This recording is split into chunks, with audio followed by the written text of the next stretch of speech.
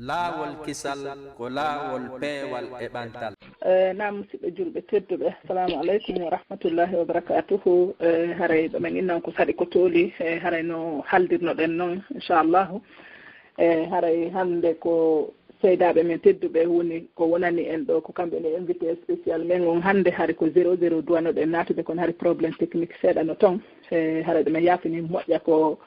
piiji ɗi retarde kon seeɗa kono inchallahu ɓay Allah walli ɓe waawi naatude haray ko en gooto e muɗum bi isnillahi. Haray noon ɗo enen Amérique ɗon anndi haray waɓatuuji ɗin no woni différent seeɗa e ndeer juulugol ngol. Donc haray toon juulugol ngol ko 45. Donc haray ɗo ɓe naata on ɓe fuɗɗo si waɓatu on yoni haray ɓe seenoto taw ɓe juula si ɓe waawa artude bi isnillahi ko ɗum honno ka jonde meɗen gaaɗe. Joni haray ɗen watta micro e juuɗe sokeje Nene Isatou en ɗo haray ɓe sannana en ɓe inchallahu. Nene Isatou haray min watti micro e juuɗe moɗon ɗon bisimillah. Wa aleykum salam wa rahmatullahi wa barakatuh. Naam haray min watti sannugol seedaɓe ɓen ɗo e juuɗe moɗon bi isnillahi. Machallah, alhamdulillah wa salatu wa salam ala rasulillah wa ala alihi wa ashabihi wa man wala wa ba'da. Assalamu aleykum wa rahmatullahi wa barakatuh jami'a. Saida Fatima awa haray ko saɗi ko tooli ko ahlan wa sahlan wa marhaba biki ko ɗon nandelan nande on Nena Isatou awa ko tooli Sayyidatuna Fatima zawja Ibrahim haray ko ɗum woni ka radio laawol kisal fi aduna Allah fof Allah tawra julɓe Allah ɓe fof no hisi goto kala ka wontiri ley nangue haray en jarni Allahu azza wa jalla ko nemini en oɗo nema kadi ande ko neniraɓe meɗen ɗendanɗa hoorema e dinnaniɓe en ka dina wona mantugoɓe ko weltana golɓe woni ko wonani en ka radio laawol kisal ɗo e donc haray en jarni jooma tabaraka wa taala ene noon ɓayo wi sen jarni o ɓeyday e haray ɓe ƴettani en kadi mawdu labaɗo mo andanɗa hoorema ko fi enen sonnaɓe e sonnaji on kal islam e teddule ko Allah jooma tabaraka wa taala teddini en kon e nde tawno haray yogaɓe ino manka ino majja ɗum ɗon haray noon bisimillahi jalla fi ula yo Allah loggi Nene Fatima ko laaɓi dagi ko yaade deftere Allah nden e sunnanelaɗon ɓe humpita en vraiment o teddugal ko Allah jooma tabaraka wa taala waɗani en e kaɗo diina l'islam honno sonnaji on woniri ka diina e haray ko saɗi ko tooli tami ɗuɗɗi yewtere nde e neniraɓe natuɓe ɓen kadi fof e babiraɓe e bappiraɓe yoɓe waɗam en du'aji yo Allah ɓantu fi kisal ngal e kala ka diina wona e gollirede fi muɗum yo Allah yafanoen kala ko tawata ɗen faljude yo Allah moƴƴin fimen fi dunia wal akhira haray bi idinillah jalla fi ula min wi ko saɗi ko tooli Nene Fatima yoɓe fuɗɗano en nokku on inchallah wono hajja Fatima ta en nakiri ni e ko leereji minute aji seeɗa wonɗe wondude ɗo si neɓiti ɗon haray ko maɓe seenoɓe juula arten kadi e nokku on haray foppo ko toori surtout sonnaɓe yoɓe ɓatto nokku on ko fotawna seeɗa e yo Allah ninan e hiirgol hirde labande ɗo hirde nde Allah azza wa jalla wela e simi yewti ɗo haray miɗo innana assalamu aleykum wa rahmatullahi barakallahu fik yo Allah ɓandin on ko laba ya alhamar rahimin amin. Naam ono tati haray on weltanama onon kadi haray ɓen ina Sayda Fatima e ko saɗi maɓɓe ko tooli e haray Sayda Fatima en haray ɓeɗo ko fande ɓe duuɓi moƴƴa kono alhamdulillahi haray ɓe weltano mawɓe maɓɓe ɓen kadi wallitiɓeɓe ɓen haa ɓe heeɓi ɗum ɗo so ɓe haray ɓen weltano mawɓe fof haray mawɓe fof darano kadi ɓiɓɓe ɓen bisimillahi haray ko welo welo molanago woni e ko invitirɗen ɓe ɗoɗe e haray noon ɗo ko Amérique woni koɓe hikkani en télé New York on tom sinan fayi nam haray ɓeɗo noon ko dalaba feɓori woni ka maɓɓe fuutari ndin haray ko Conakry woni koɓe jibina ko ɗon kadi woni koɓe mawni ko ɗon kadi woni koɓe duuɗi franco arabe e en turi Allah subhanahu wa taala yalla tabintinɓe e muɗum tabintina julɓe ɓen fof maɓɓe ɓen baraji ɗin e haray ɗen watta micro e sokeje maɓɓe ɓe haray yimɓe ɓen habbike inchallahu haray nen hatimani en watti micro e sokeje moɗon haray ko saɗi ko tooli moɗon. رب اشرح لي صدري ويسر لي أمري واحلل عقدة من لساني يفقهوا قولي الحمد لله الذي خلق الذكر والأنثى من نطفة إذا تمنى ثم الصلاة والسلام على خير البرية نبينا محمد وآله وصحبه ومن سار على نهجه واهتدى بهديه إلى يوم الدين. يبكى الله سبحانه وتعالى on taguɗo gorko e suddiɗo immorde e toɓɓere maniyande refti yo julde e kisal wonu e dow on ɓurɗo moƴƴude e tagore nden nelaɗo meɗen on muhammadin e ɓeengure maɓɓe e wondiɓɓe maɓɓe e kala jokkuɗo ɗatal maɓɓe ngal o feewiri peewal maɓɓe ngal ila yawmi ddin inni uhayyikum bitahiyati ahlil janna fil janna qailan lakum assalamu aleykum wa rahmatullahi wa barakatuh. Musidɓe an tedduɓe teddirɓe diina l'islam hilan salmina on salminango ahlil janna yimɓe aljanna ko nder aljanna nokku kala ko tolorɗon e leydi allahu subhanahu wa ta'ala on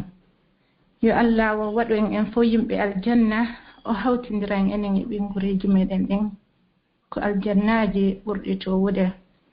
محاضرتنا يدور حول إكرام المرأة في الإسلام. يوتر مدن دن هنا ييلو إبنغال تدينغول سنة جون كدين الإسلام. فانترى الله سبحانه وتعالى يحاورن دينا كو يدي أولا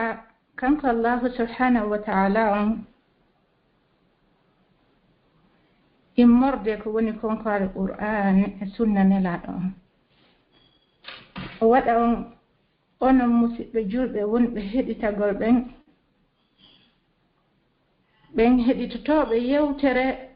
ɓe suɓa ko ɓuri moƴƴude e yewtere nden kon ɓe gollitira. ya ayyuha nnasu ittaqu rabbakum الذي خلقكم من نفس واحدة وخلق منها زوجها وبث منهما رجالا كثيرا ونساء.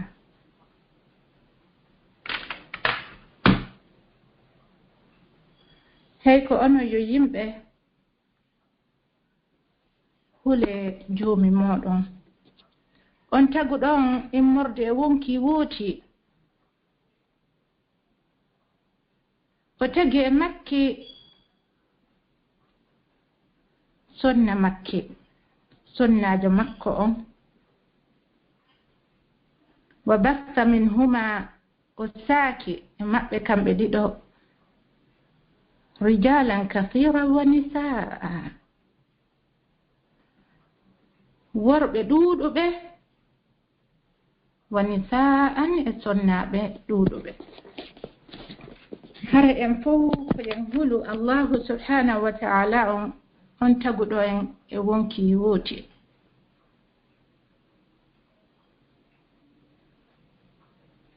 no andirɗen noon en fof haray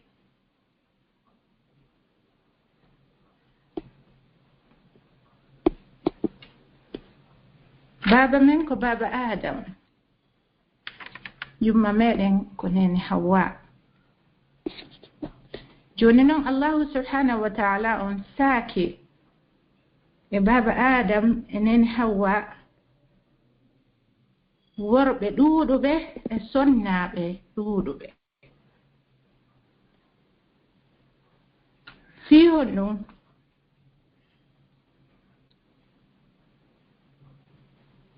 lita'arafu ko fiyen andidir jogodiren yurmodiren. no allahu subhanahu wa ta'ala on daliri noon ya ayyuhan nasu inna khalaqnakum min dhakarin wa untha wa ja'alnakum shu'uban wa qaba'ila lita'arafu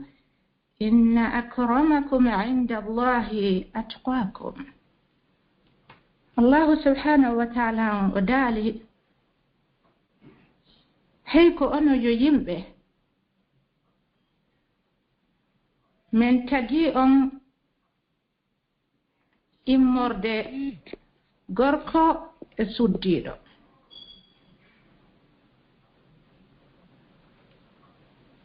O waɗi en kadi leƴƴi hino woodi e meɗen maninkaaɓe, hino woodi e meɗen fulɓe, hino woodi e meɗen soosooɓe, hino woodi e meɗen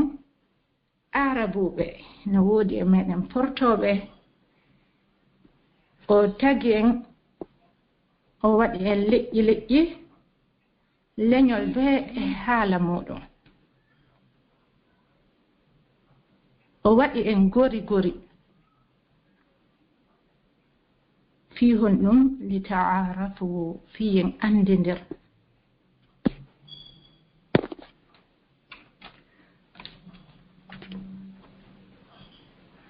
Joni noon haray sonnajo on ko Allahu subhanahu wa ta'ala on woni ko tagi mo, wano no o tagiri noon duhiiɗo on.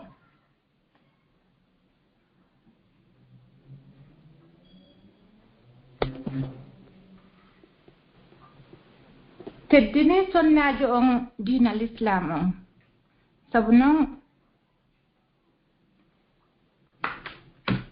fil jahiliya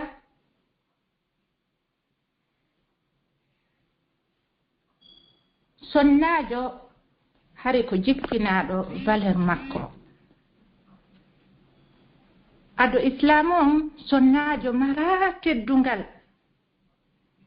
sonnajo on ko jogitoraɗo no jogitorawo. Si moodi makko feƴƴini o mara geɓal.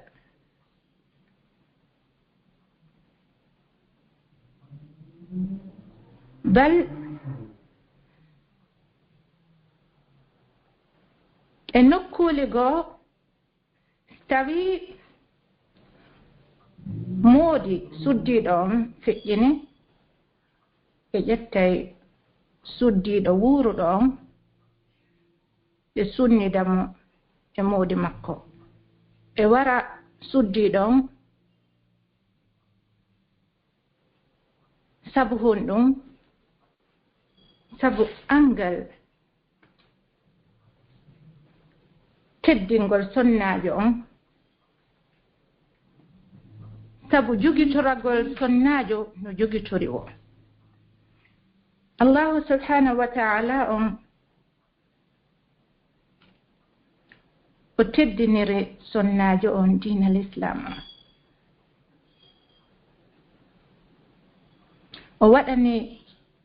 sonnajo on geɓal.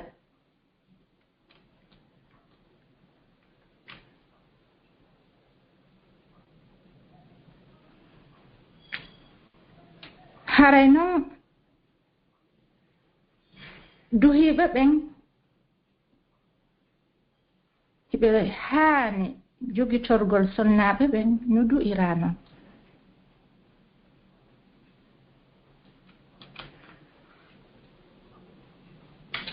Nelaaɗo sallallahu alayhi wa sallam e maaki e maaku maɓɓe fi hajjati alwada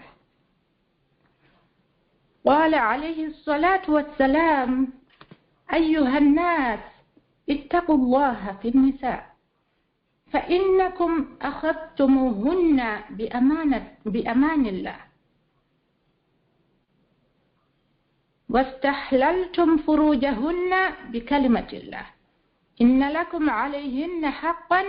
ولهن عليكم حق. Nelaaɗo sallallahu alayhi wa sallam e hajjatul wada ɓe maaki, hey ko ono yo yimɓe hule Allah e fe sonnaaɓe ɓen, jogite sonnaaɓe ɓen no haaniri noon, wondiron e maɓɓe no moƴƴiri, wano no Allahu subhanahu wa ta'ala on daaliri noon, wa aashiruhunna bil ma'ruf, wondire e sonnaaɓe ɓen no moƴƴiri, woton jogitorɓe no jogitorɗon ɓe wo. sonnajo timo faami diina haray ko hoodere nelaɗo sallallahu alayhi wa sallam ɓe maaki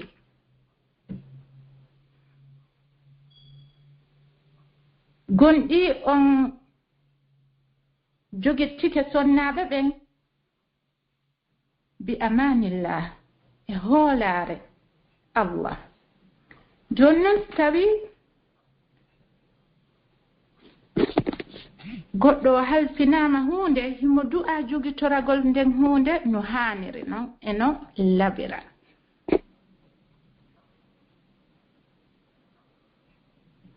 nelaɗo sallallahu alayhi wa sallam e makani en on fuu kon ayninaɓe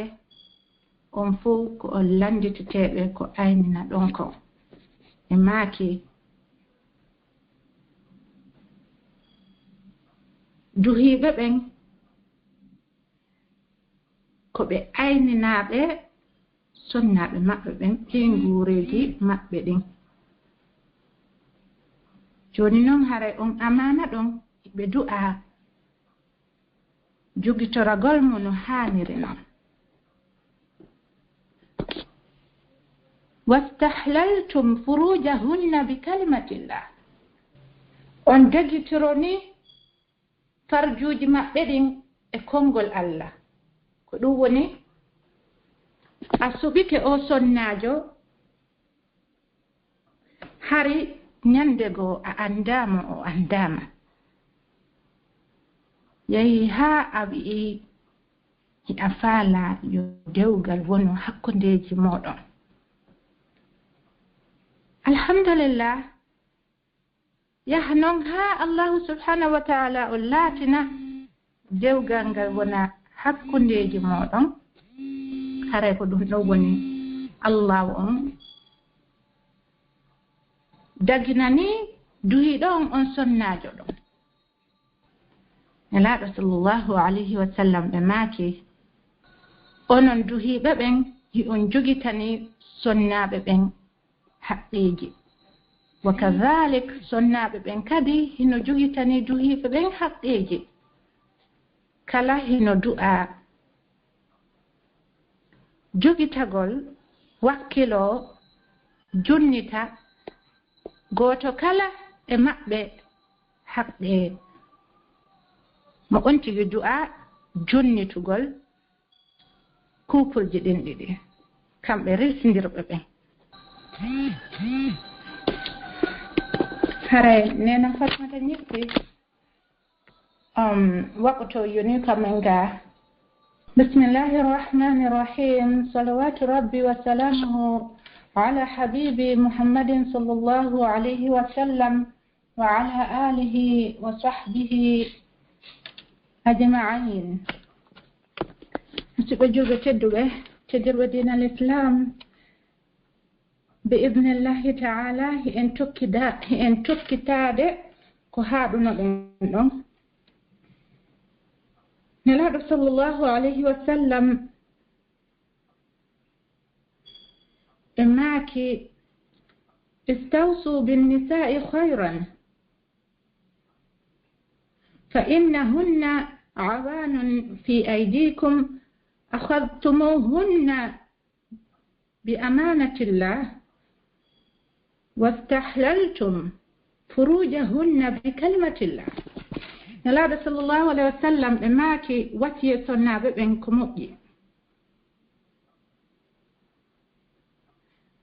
sabnon sonnaɓe ɓen ɓe wattama e juuɗe duhiɓe ɓen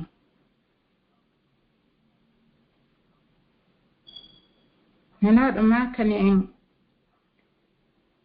duhiɓe ɓen ɓe ƴettiri sonnaɓe ɓen bi kalimatillah e konngol Allah won daginaniɓe yo ɓe resu iw masna wa solata wa ruba iwɗiɗo tato hannajo tawi noon on tigi andi tenata ɗum ɗon fof ma hunnata hakkundeji maɓɓe kamɓe sonnaɓe ɓen yo o ƴettu goto واحدة. kisal ko laawol peewal e ɓantal. haray duhiiɓe ɓen ko yo ɓe anndu wondema ko hoolaare woni ko ɓe ƴetti ɓe du'a jogitagol tambito nden hoolaare ko ɓe ƴetti. Allahu subhanahu wa ta'ala on teddini sonnaajo on, o teddinirimo diina l'islam on.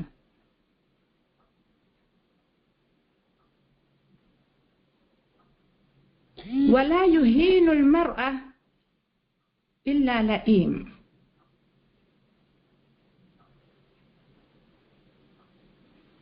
jaasinta sonnaajo si wonaa jaasuɗo. almar'atu la yukrimuha illa karim. teddinta sonnaajo si wonaa aaden tedduɗo. sabu noon sonnaajo ko lo'uɗo.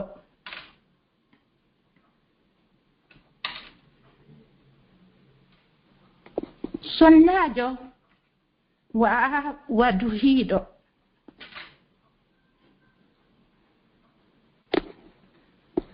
sabu honɗum sabu Allahu subhanahu wa ta'ala on wi en ko alqur'an haray ko duhiiɓe ɓen Allah on waɗani daraja. kono noon fii o waɗani duhiiɓe ɓen daraja haray ko yo ɓe anndu sonnaajo ko teddinteeɗum, sonnaajo ko tambiteteeɗum, sonnaajo ko yurminteeɗum. wono Muawiya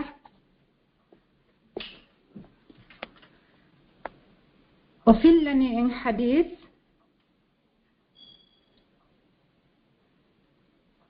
yo yalli e Allah woni e sahabajo on qala o maaki ya rasulallah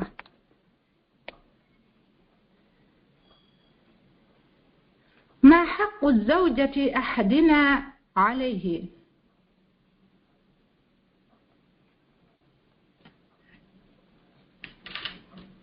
قال صلى الله عليه وسلم أن تطعمها إذا طعمت وتقسوها إذا اقتسيت ولا تضرب الوجه ولا تقبح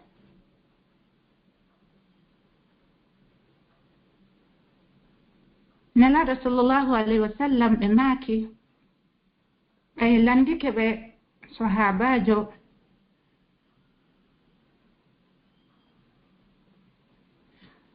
sahabajo landi nelaɗo ko ayyo nelaɗo Allah konɗum woni haɓɓe sonnaɓe amen ɓen e dow amen. sahaba ɓen kamɓe ɓe hulayno Allah ɓe yurminayno sonnaɓe ɓen, ɓe tambitotono sonnaɓe ɓen. nelaɗo sallallahu alayhi wa sallam ɓe maaki ko si a ñaami ñamminama,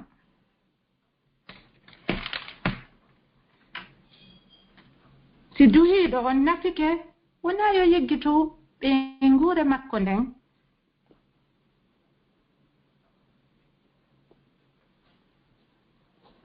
sonnaɓe ɓen kamɓe kadi ɓe haɓɓitaaki ko beetum ɓe heɓa ko weli ñande wo ñande. kono haray ɓe hatonjini wonno duhiiɗo on hatonjiri noon e nafagol. idan si ɓe nafike ko yo ɓe wallu kadi sonnaɓe ɓen ɓe nafoo. nelaɗo sallallahu alayhi wa sallam ɓe maaki holti noon ɓe son holti joni noon accugol sunnajo o ɓiɗo tawa o mara ko watto o yaha ko tumbodire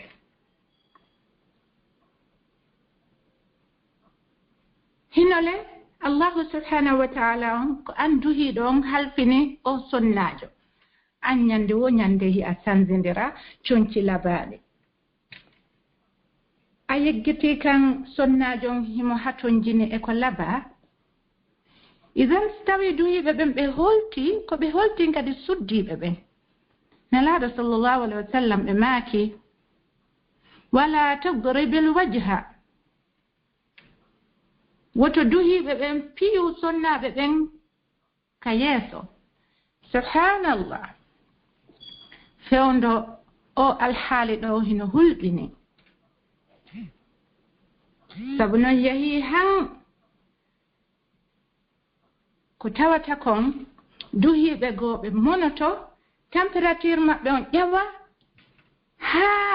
ɓe piya suddiɗo on ɓe piya mo haa ɓe wona sabu makko ɗum heewi ko waɗata heewi ko waɗi kadi ne ɓaali kadi e 2002 ni ɗo 2020 ko meɗen woodi duhiiɗo piwɗo sonnajo makko on haa ɗum ɗo woni sabu sonnajo on feƴƴini subhanallah si tawi sonnajo on o waɗi ko welalima an duhiiɗo on allahu subhanahu wa ta'ala on hino wallini sariyaji ko alqur'an gollitirɗen ɗon jeeju si a jeeji jaɓaali sonnajo on jaɓaali a multi a geri gereteɗen fof tawi ɗum ɗon fof gasaali sa piyaymo piyumo ko juuɗe ma ko koyɗe hata memo yeeso gonde utte e dampe ɗum ɗon du'aka sonnajo almar'atu la yukrimuha illa karim sonnajo teddinta sonnajo si wona tedduɗo wala yuhinuha illa la'im jasinta kadi sonnajo si wona jasuɗo sa yi goɗɗo himo wi'a e koye fulamusu woy koye ala ko koye ɓokki he o fulamusu ko sonja tum andu o wonɗo wolugol ɗum kanko tigirin ko hoyɗo si wona ɗum ko sonnajo on waɗata duhiiɗo on goɗɗo ko kanko teddinta duhiiɗo on haa duhiiɗo on tedda ko sonnajo woni nene ɓiɓɓe maɓen ko kanko jogitoto nder suudu ndun wota piwmo wota uttomo si a monike waɗu ko nelaɗo sallllahu alayhi wa sallam maaki kon tawi hi'a jooɗi immo daroɗa tawi hi'a dari jooɗo tawi hi'a waali immo daroɗa maɗo yaha salligoɗa sabu noon cheytan hino dogira e ƴiiƴan neɗɗo on e ɓanndu neɗɗo on wano no ƴiiƴan ɗan dogirta noon e ɓanndu neɗɗo on cheytan hara no jinda e ɓanndu neɗɗo on waɗa o tikka o mono wano no ƴiiƴan ɗan dogirta noon e ɓanndu neɗɗo on haray ko yo on tigi yahu o salligo tawi ɗum ɗon fof waawaali ɓernde ma nden haray yandi sonnaaɓe ɓen hino jeeji duhiiɓe ɓen wontirɓe ɓen leyɗe porto wano amérique ma europe jimji no woodi yoɓe seeno ko jimji ko booteteno ton ko dampeteno ton ko utteteno ton yoɓe seeno ko jimji ton haa ɓernde nen jippo ɓe arta ko cuuɗi siko afrique haray tawi ɓe wawata muññagol ko sonnaaɓe ɓen waɗata ɓe kon ɓe jeegiiɓe ronku ɓe feriiɓe ronku haray woto ɓe piyu haa ɓe wona sabu sonnaajo on sabu noon Allah wonno dagini dewgal mo dagina cergal tawi mettitima nattu haa ko ittuɗa ɗon sonnajo hoynetaake sonnajo yennetaake sonnajo huɗetaake no jeeya e bakkatu mawnuɗo mo on tigi heɓata si o huɗi sonnajo joni noon siko Afrique tawi on tigi wata muñagol yo on tigi seeno ɗaɓɓa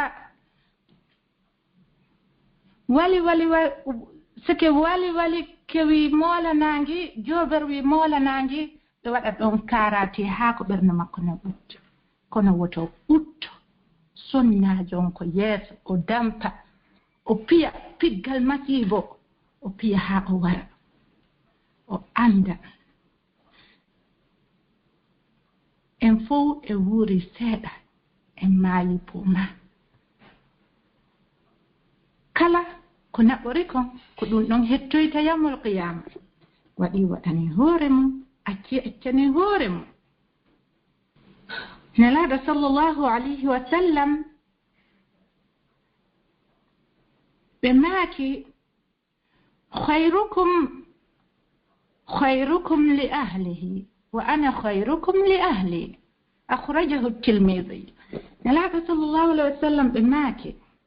ko ɓuri moƴƴude e moɗon ko on ɓurɗo moƴƴagol e ɓeyngure mum nden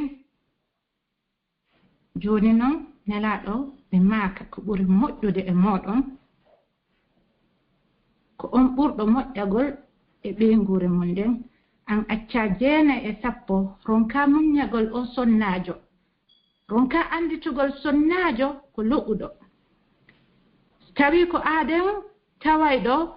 mawɓe makko ɓen feƴƴini o rena gooto si wona an o duhiiɗo o mara giɗo si wona an o duhiiɗo si o maafike alaa ko ittana mo ande si wona an o duhiiɗo jooni noon yeggita ɗum ɗon fof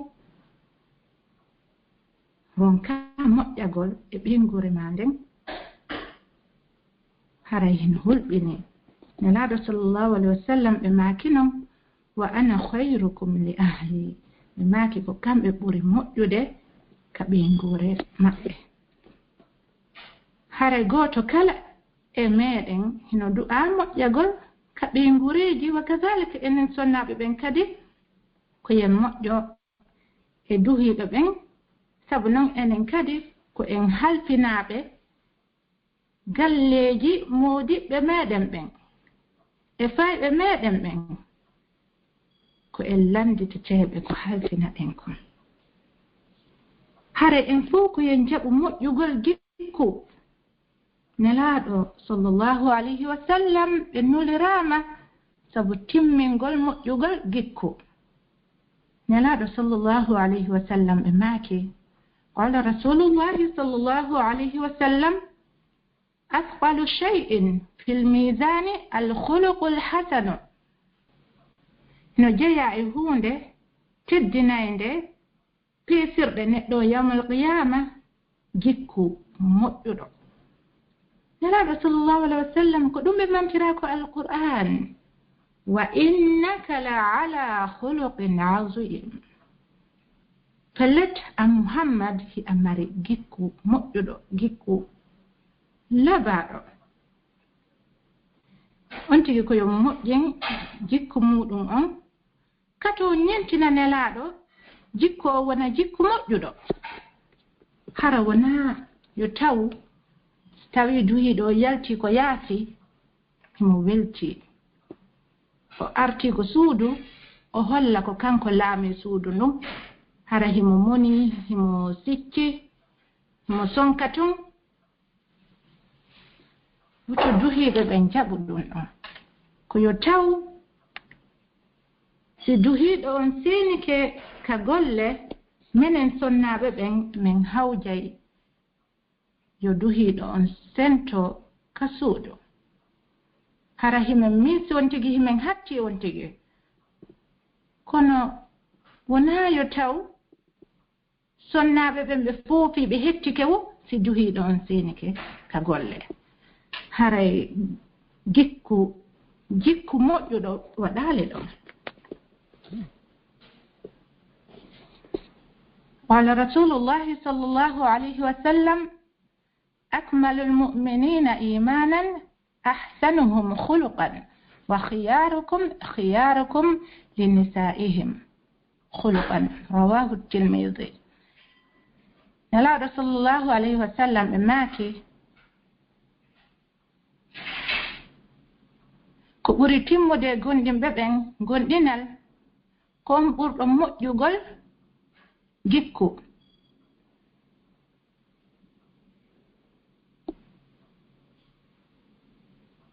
wa khiyarukum suɓaɓe ɓen e moɗon khiyarukum li nisaihim ko ɓen suɓaɓe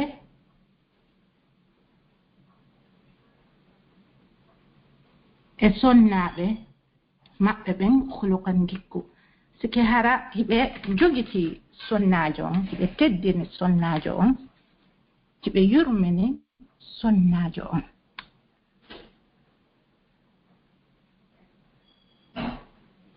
Ɓe anda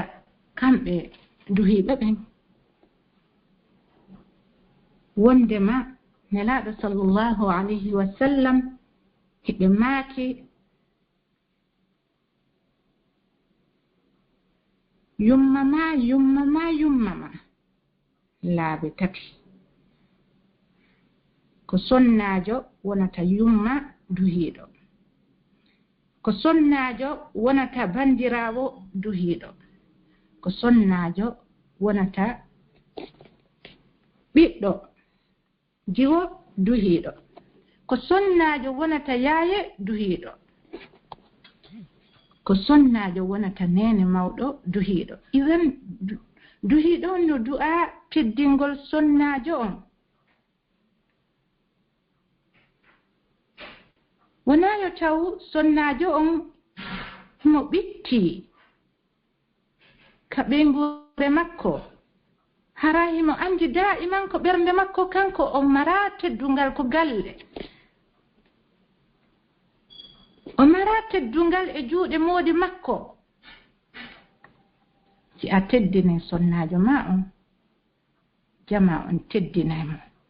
Kono deeke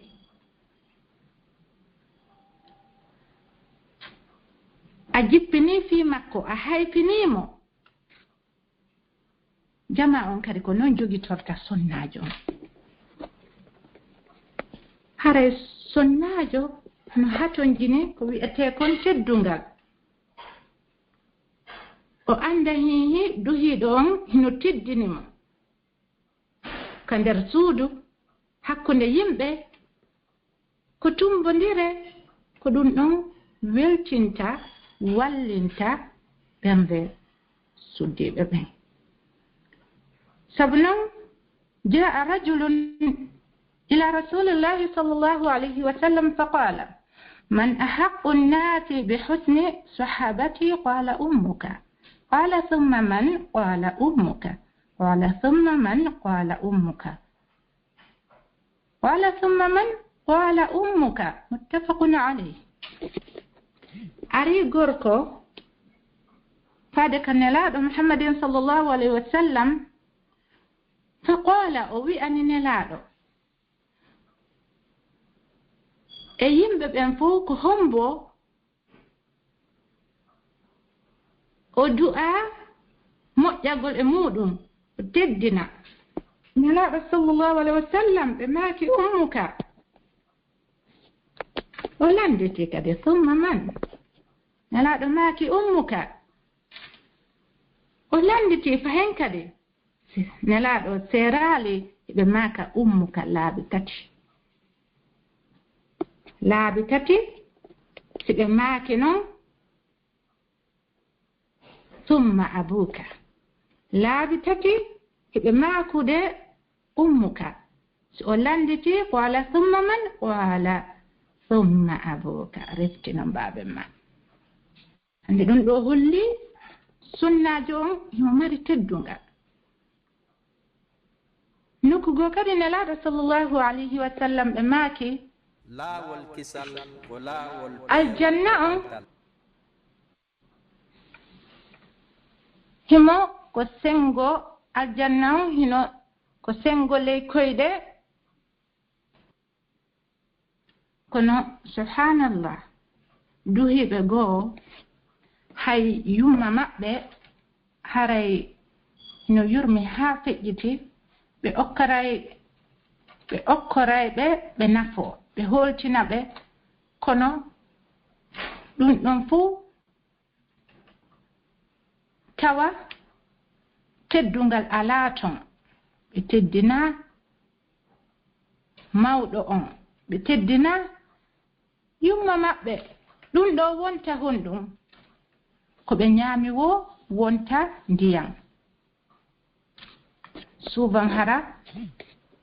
mawɗo on hino yoosi tun ko ɓe holtinakon fof ɓe yiggita fii honɗum ko ɓe maakata kaarijo teddinaala nelaaɗo sallllahu alayhi wa sallam ɓe maakane wonande duhiɓe ɓen عن أبي سعيد الخدري قال رسول الله صلى الله عليه وسلم من كان له 3 بنات أو 3 أخوات أو ابنتين أو أختين أو أختان فأحسن صحبتهن واتقى الله فيهن فله الجنة رواه الترمذي. إجامة أبي سعيد وماكي نلا رسول الله عليه وسلم كلا لاتني 3 بنات بيبي جيوب تاتو أو 3 أخوات مادم بندراب تاتو أو ابنتان مادم بيبي جيوب ديدو أو أختان مادم بندراب ديدو فأحسن صحبتهن ومؤجن وندقل مأبنقل واتقى الله فيهن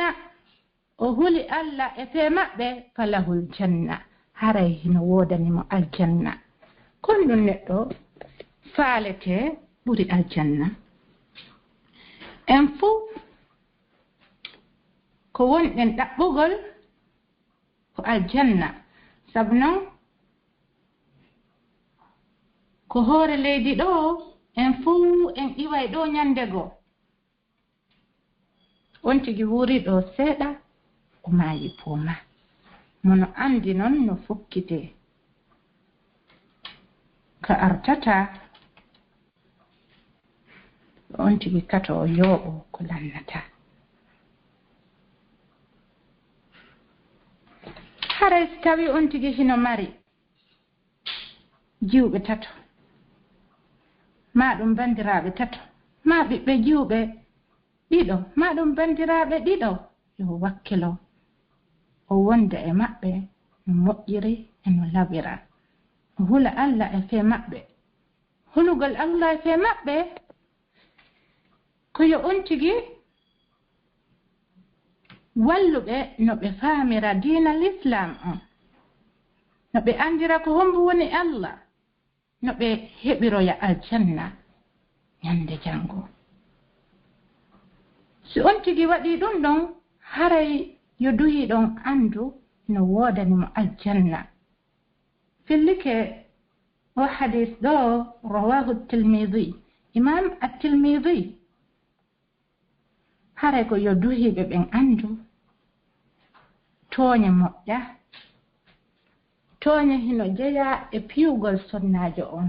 fiyamo ma ɗum lettamo ma ɗum hoynamo ma ɗum sabotamo الله سبحانه وتعالى مدالك القرآن قال الله تعالى إنه لا يحب الظالمين tabiti Allah o yiɗa toñaɓe ɓen an ɓay tun ko an dépansata ko nder suudu ko an jonna daraja on ko ɗum waɗi si a toña o sonnajo bimbi e kiikiiɗe Allah yiɗa toñaɓe ɓen qala rasulullahi sallallahu alayhi wa sallam nanaɗo sallallahu alayhi wa sallam ɓe maaki haray ɗum ɗo ko allahu subhanahu wa ta'ala on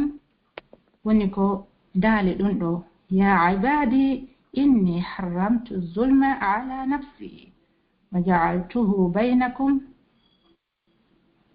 muharraman fala tazalamu rawahu muslim allahu subhanahu wa ta'ala wi en hey ko ono yo jiyaɓe o harmini tooñe e dow makko o waɗi kadi tooñe ɗen hakkundeji meɗen harmuɗe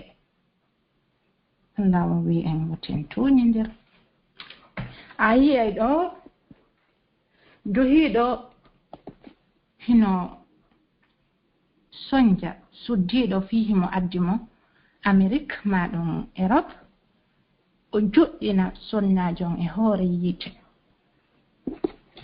sonnajon suusata memminagol ma wowlugol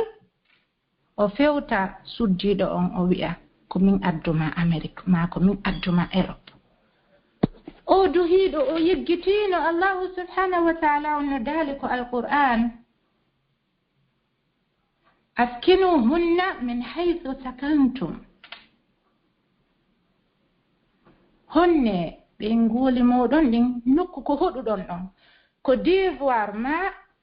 ittugol mo Afrique addamo Amérique ma Europe fi hon ɗon ko an suɓi o sonnajo ko an ƴetti responsable o sonnajo ko an wi hunnanay piiji ɗin fof e fe o sonnajo idan haray ko responsable ma addugol mo nokku ko wonɗa ɗon wona memminande o ma memminande ɓe wajitirgol sonnajo ko min adduma leyɗe Porto a yeggiti so mi addanoma aratano a yeggiti ko min adduma e o duhiɗo o yeggiti wondema Allah won o happino kodreji ɗin fof o moyanino o suddiɗo o aray leyɗe Porto heewi reseyɓe sonnaɓe accaɓe Afrique faale addugolɓe leyɗe Porto tawa Allah moyanaka en sonnaɓe ɗon argol leyɗe Porto immaɓe ɗon ka heɓugol kaydiji ɗin ma ɗum tawa lajal on tribunal timmi o faato avanke yo a gaynu reglgol ko du'a reglede kon fof fi addugol mo idan haray en andi so tawi Allah wonni winani sonnajo o ari leyɗe Porto hare golle moyanimo wona yo duhiɗo on sonju sonnajo on bal duhiɓe goo ko honɗum ɓe waɗata ko ñannalngol suddiɗo on wi'a kala ko golluɗa a jonnaylam ma ɗum woɓɓe ɓe puusa sonnajo on haa o yaha o golloya ɓe yeggitino ko kamɓe jonna responsable dankagol o sonnajo si a nafike wallu sonnajo on o nafo si a holti wallumo o holta simple wona piiji boy on tigi landa Allah on fawali wonki si wona koki tonata kon a wiyaka ya jonnu sonnajo on ɓuri ko marɗa kon joni noon kadi so tawi sonnajo on woni ko kanko senani hoore makko ko yaasi o ɗaɓɓoyi woni ko an enni yo ɗaɓɓoy tawi o heɓi wallidirgol ngol no laba moƴƴa no ɓeyda giggol e yurmede hakkundeji moɗon kono wota bago mo ko golli wo jaɓa naɓana siɓɓe maɓen ma ɓe falanaɗaɓen maɗum ƴetta soda keyeji terenji laawol kisal maɗum ƴettaɗi wallina e banque ji ñande goo faatoɗa acca sonnajon e jungo mehe tawa o wawata hay hendagol o rona kanko e ɓiɓɓe makko ɓen konko accuɗa sabu noon fewndo wawuɗa o waawi a jaɓino ko mari kon a ƴetti ko o mari kon e ko marɗa kon fof a wallini e banque ji ma a soodi terenje si a feƴƴini hinole woɓɓe tawi duhiɗon feƴƴini siɓɓe makko ɓen hino ƴettude kala ko o mari ɓe hirbo ɓe acca sonnajo on e jungo mehe ɓe yeggita wondema allahu on himo waɗi sariyaji ko alqur'an sonnajo on ko du'aɗo ronugol jawdi moodi makko ndin ɓiɓɓe makko ɓen ko du'aɓe ronugol yo fami on siɓɓe duyiɗo o wallu sonnajo on o hetta geɓal makko ngal kanko e ɓiɓɓe makko ɓen ɓe anda o sonnajo o alama o fewta si wona allahu subhanahu wa ta'ala on allah won noon o toñata o yiɗa kadi toñowo o harmini kadi toñeɗen hakkundeji meɗen ndaren nelaɗo muhammadin sallallahu alayhi wa sallam ɓen suɓaɓe ɓurna e dendanangal tagore nden ummu habiba yumma meɗen ummu habiba feruduno e moodi maɓɓe e seeni habash laati moodi maɓɓe kamɓe murti yalti ka diina l'islam ummu habiba ɓe suni suno moolanango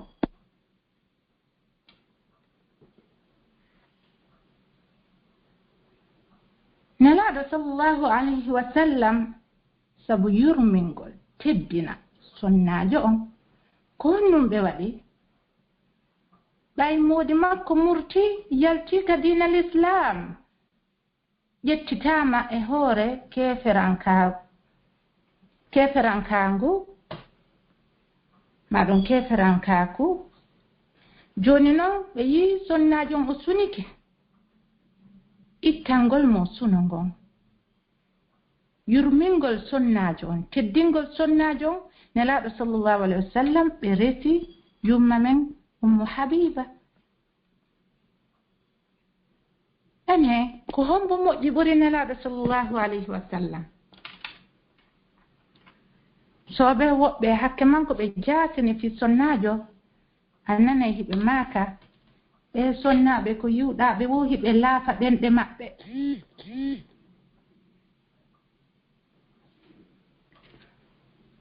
walladi nafsi biyadi mi wondiri on mo wonki anki woni e juuɗe muɗum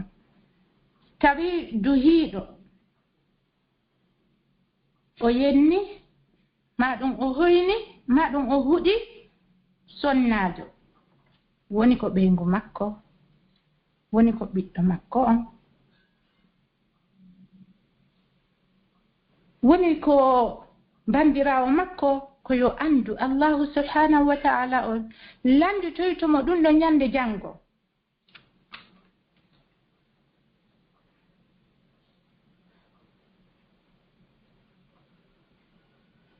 allah on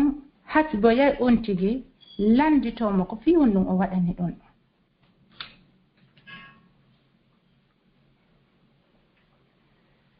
si en daari ko atti atti jaɓugol naata ka nder islam ko sonnajo yumma men nene Khadija ko atti feƴƴingol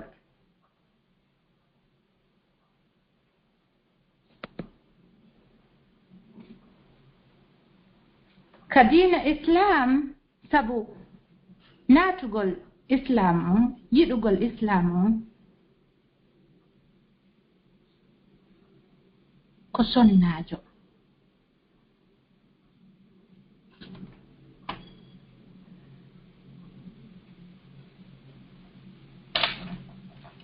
yumma men Sumayya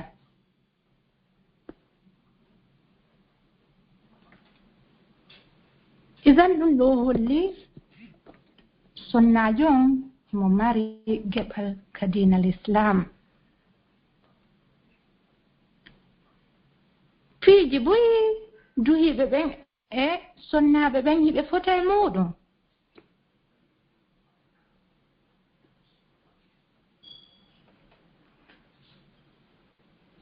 ko ɓe ɓurdi wo ko konko Allah on ɓurni duhiɓe ɓen e suddiɓe ɓen ko ɗum ɗo woni ko ɓe ɓurdi amma ko lutti kon fof hiɓe fota sabu noon Allah subhanahu wa ta'ala on himo daali ko al-Qur'an a'udhu billahi minash shaytanir rajim أعوذ بالله السميع العليم من الشيطان الرجيم من عمل صالحا من ذكر أو أنثى وهو مؤمن فلنحيينه حياة طيبة ولنجزينهم أجرهم بأحسن ما كانوا يعملون. سورة النحل الله سبحانه وتعالى اندالي kala on golluɗo golle moƴƴuɗe immorde e gorko maɗum suddiɗo tawa ko gonɗinɗo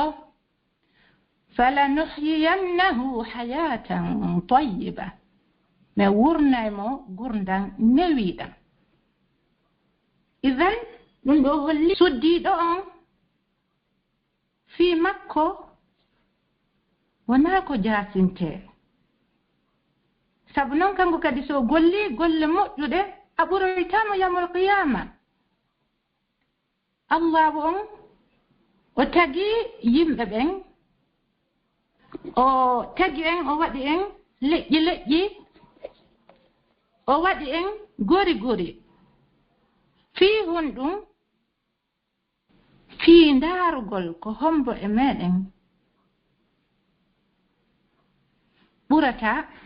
hulugol mo inna akramakum inda allahi atqakum ko ɓuri teddude ko Allah kon ɓurɗo hulugol Allah wona ɓay duhiɗo on ko duhiɗo ko kanko ɓuri teddude ko Allah ko ɓurɗo hulugol Allahu subhanahu wa ta'ala on wo ko non ɓuri teddude ko Allahu subhanahu wa ta'ala on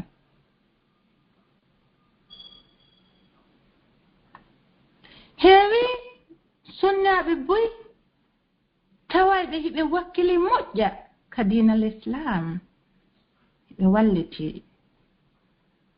tagore nden hiɓe walliti hiɓe darani diinal islam on sabu noon nelaaɗo sallllahu alayhi wa sallam hiɓe maaki ko ɓuri moƴƴude e moɗon onon tagore nden fuu ko on ɓurɗo moƴƴagol e yimɓe ɓen ko on ɓurɗo moƴƴagol e tagore nden wi'a ko gorko tum duhiɗo e suddiɗo ko ɓuri moƴƴude e maɓɓe ko on ɓurɗo moƴƴagol e tagore nden hara en fuu woni duhiɓe ɓe woni suddiɓe ɓen ɓen jaɓu wondugol no labira eno haaniri noon kala jonnita oya teddungal ngal du'ana ɗimmo makko on. en fof ko en tagaɓe immorde e lawpal, immorde e toɓɓere maniyande. no anda iman no ɓeydo no ɗuyto. madhab ahlu sunna wal jamaa fi al-iman هو أن الإيمان يزيد وينقص، يزيد بالطاعة وينقص بالمعصية. المذهب يمبي السنة والجماعة كوني قل ننقل يزيد وينقص، هنا بيدو هنا ديتو. kelem makko duhi ɓeɓen, kelem makko suddi ɓeɓen. joni noon yazidu bi ta'a hino ɓeydora sabu ɗoftagol Allah, waɗugol moƴƴereji ɗin, moƴƴugol gikku, wondugol e sonnaɓe ɓen no hanire noon, no labira teddina ɓe, anda dina l'islam on no teddini ɓe, hino jonnitiɓe teddungal. wa kadhalik sonnaɓe ɓen kadi teddina modiɓɓe maɓɓe ɓen, sabu noon enen sonnaɓe ɓen kadi nelaɗo sallllahu alayhi wa sallam heɓe maaki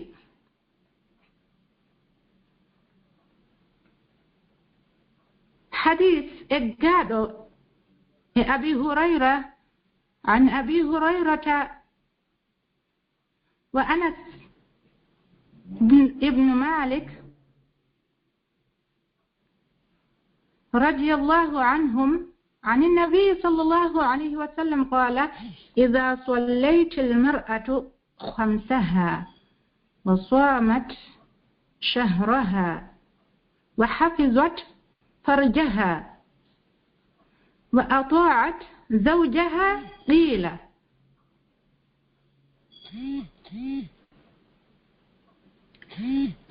لأدخل الجنة أو لأدخل الجنة من أي أبواب الجنة شئت. سلني حديث إمام الألباني. قدام أبي هريرة أنس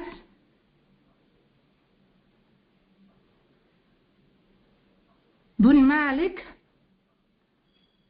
يلي ألا ونعم به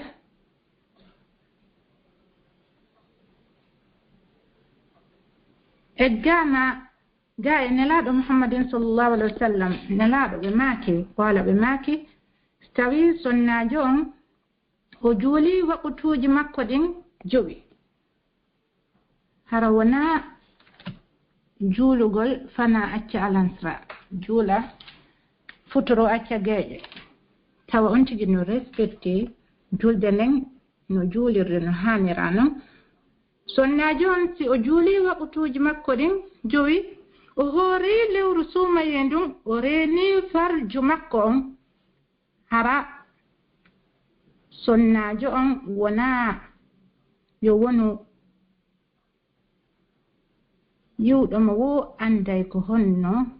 o sifori. sonnajo teddinimo diina l'islam on, waɗanimo teddungal, teddinirimo wonugol mo sonnajo duhiɗo, teddinirimo okkugol mo ɓiɓɓe, teddinirimo waɗugol mo ko kanko jibinta duhiɗo jibina suddiɗo. idan haray ko yo reenu farju makko on tawa andama ko sonnajo si wona moodi makko. wano nene Maryam no andirɗen noon Allahu subhanahu wa ta'ala no janti inde nene Maryam ko alquran ko heewi. Allah on suɓi suɓi nene Maryam suɓi ɓe waɗi ɓe yumma annabajo annabi Isa tawata on annabajo ɗon o mara ko wi'ete kon baaba Allah teddiniri nene Maryam ɓurnugol ɓe e dow sonnaɓen fuu Allah teddiniri nene Maryam ɓay ɓe tuumama wondema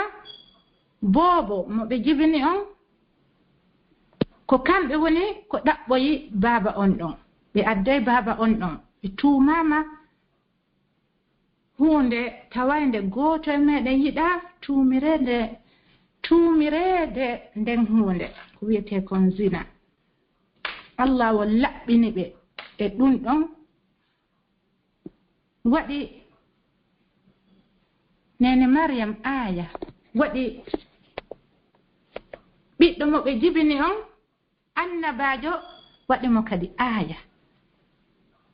ɓen ɗon ko ɓe sonnaɓe wa kadhalik Allahu subhanahu wa ta'ala on teddiniri sonnajo on innitirgol sonnaɓe ɓen ko alqur'an suratun nisa ha hande en jangi ko alqur'an en hawrondiri e suratul rijal la noton suratu Muhammad suratu Yunus Yusuf Ibrahim ɗum ɗon fof noton kono spécial hara ko jam'u wona mufrad wona goto hara ko jam'u duhiɓɓen fo ɗum ala ko alqur'an kono amma sonnaɓe ɓen hiɓe mari suratuwol spécial ko Allah on innitiri ɓe ko alqur'an suratu nisa ɗum ɗon ko teddingol sonnajo on okkamo teddungal okkamo ko wi'ete kon valeur ƴettirimo fewndu o ƴettatamo diggol yiɗugol mo o acci rewɓe luttuɓe ɓen fuu o fewti o sonnajo o wi'i ko ammi faalayo wono yumma fayɓe am ɓen ko ammi faalayo danko suudu andum ko ammi faalayo occupanolan e komi woni ɗaɓɓugol kon e morde e arkiseeji idan haray duhiɗon hino du'a jonnitugol on sonnajo mo ɗaɓɓi ɗon jonnita sonnajo on teddungal yurminamo wa kadhalik suddiɗon kadi haray himo du'a e tambitagol naam haray sonnajo on kanko kadi himo du'a teddingol duhiɗo on o anda duhiɓɓen hiɓe ɗuuɗi kono o fewti o duhiɗo o wi'i hihi ko ammin kadi mi yiɗi ko ammi faala wondugol e muɗum e gurdam an ɗan sabu noon haray suddiɗo hino anda kanko ko gorko goto woni ko waɗana na hara modi makko faati idan haray ko yo teddin duhiɗo o andita wondema si o teddinimo haray himo mari baraji ko Allah bal si o teddini duhiɗo on si o ƴettitama tawa moodi makko hino weltanimo haray hino wodanimo aljanna joni noon minen kadi ala ko min ɗaɓɓata ɓuri aljanna duhiɓe ɓen ko aljanna faala suddiɓe ɓen ko aljanna faala ko ɗum wona folondirede ko hoore leydi ɗo haray kadi wa fi dhalika falyatanafasil mutanafisun folondiraɓe ɓen kadi ko e ɗum ɗon duwa folondirgol heɓugol welaye Allah e aljanna sabu noon mo naati aljanna haray o seedi e tampere e sonja a wi'ay a heɓi ɓuttu ɓay a leyɗe porto kono si a taskike a ndaari a taway jaka ɓuttu on haray koko o luttata ton ko ton ɓuttu woni si a ndaari iw bimbi iw ko finuɗa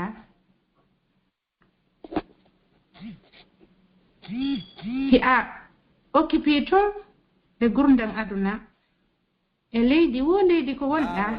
a taway fowtere nden aka aljanna ronkere alaa ton sonja alaa ton ɓuttu e deƴere hare ko ton e welo welo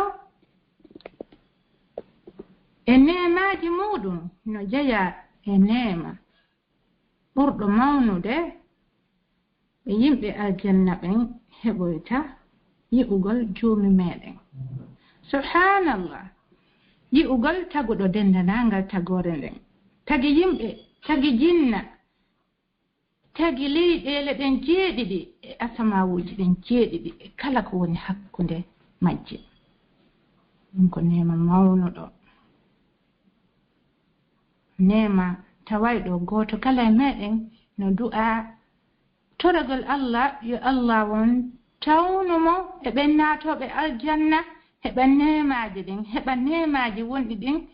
ka nder aljanna welo weloji ɗin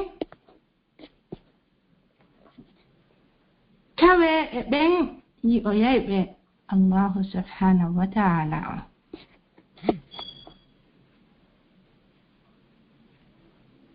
الله سبحانه وتعالى ذلك القرآن قال تعالى ومن آياته أن خلق لكم من أنفسكم أزواجا لتسكنوا إليها وجعل بينكم مودة ورحمة إن في ذلك لآيات لقوم يتفكرون الله سبحانه وتعالى أدالي سورة الروم نجيا آية مكودن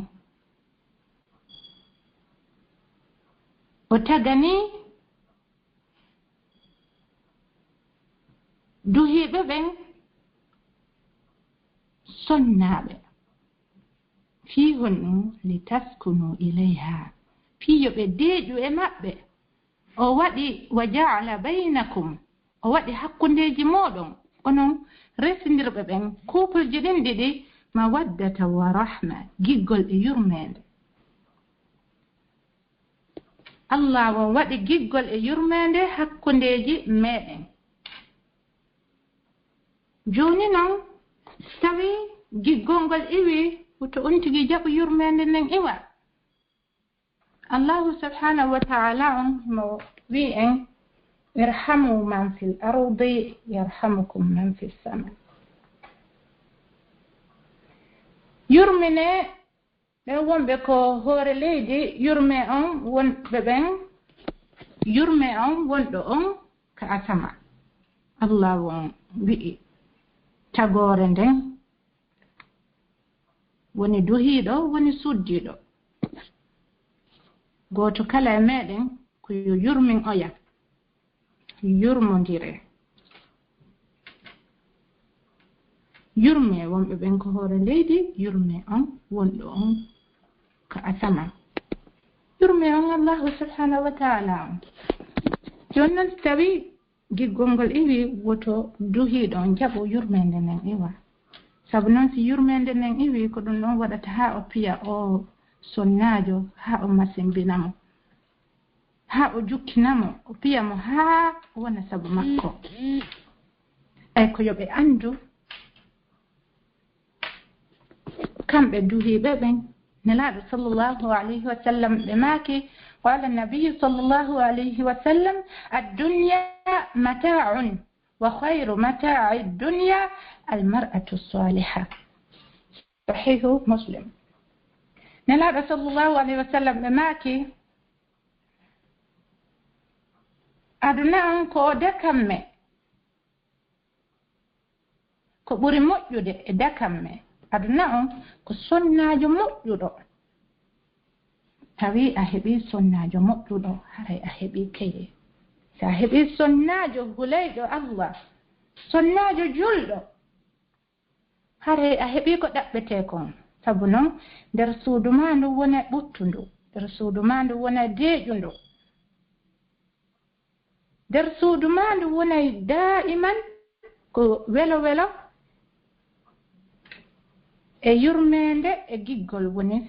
ka nder suudu. Joni noon si a heɓi o sonnajo julɗo o sonnajo moƴƴuɗo dankomo teddinmo yurminmo no nelaɗo sallallahu alayhi wa sallam makiri noon an Anas بن مالك رضي الله عنه أن النبي صلى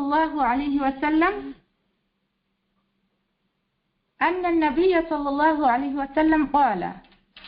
من رزقه الله امرأة صالحة فقد أعانه على شطر دينه فليتق الله في شطر الثاني. إجمع أنس بن مالك يلي اللون صحابة جون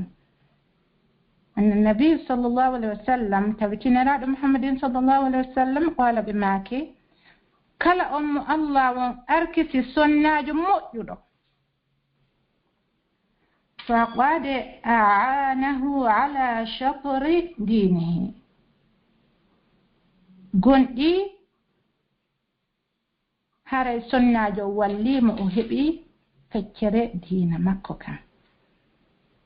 نرى صلى الله عليه وسلم إماكنا فليتق الله في شطر الثاني هاري يقول الله فكر بأبرنا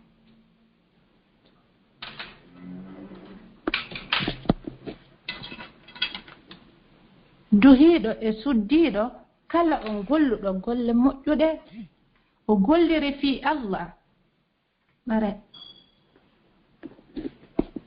ɓay haray ko gollira kon fi Allah to woni ko nafata on tigi hettoya juddi muɗum ndin Allah wo yeɓata on moƴƴinɗo golle muɗum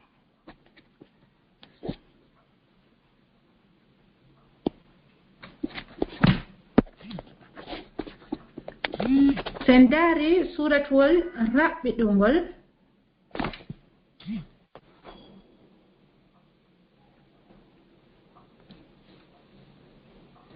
Allahu subhanahu wa ta'ala on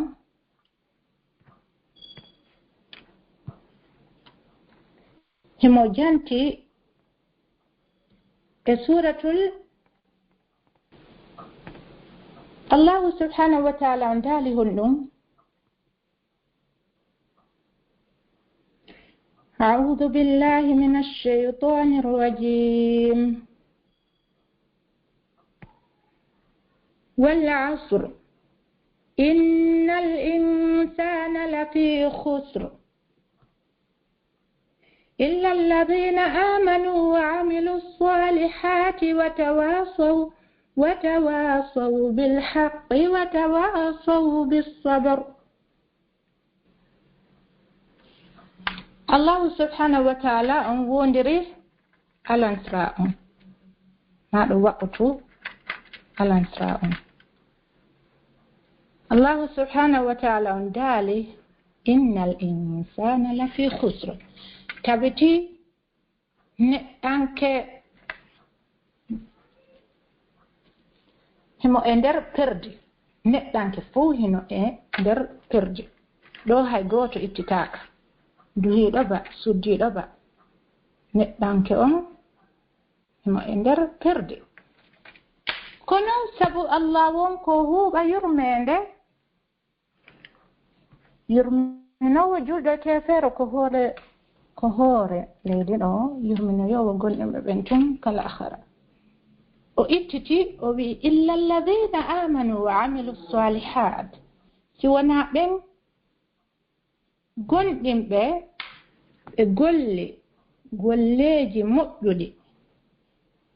idan ɗo holli woni duhiɗo woni suddiɗo so golli golle moƴƴuɗe o golliri fi Allah Allah o yeɓata golle makko ɗen. Watawasaw ɓe yamodiri bil haqqi e gonga, watawasaw ɓe yamodiri bis sabr e muñal.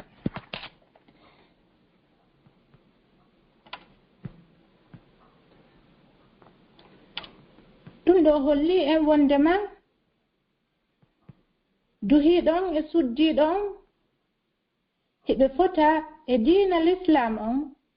si wona konko Allahu subhanahu wa ta'ala ɓurni duhiɓe ɓen e dow suddiɓe ɓen. wona no Allahu subhanahu wa ta'ala wi'iri non ko Al-Qur'an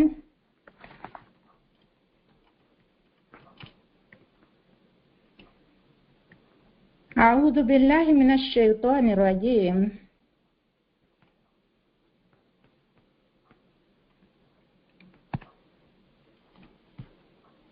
إن المسلمين والمسلمات والمؤمنين والمؤمنات والقانتين والقانتات والصادقين والصادقات والقانتين والقانتات والصادقين والصادقات والصابرين والصابرات هاكو آية هادئة قل الله سبحانه وتعالى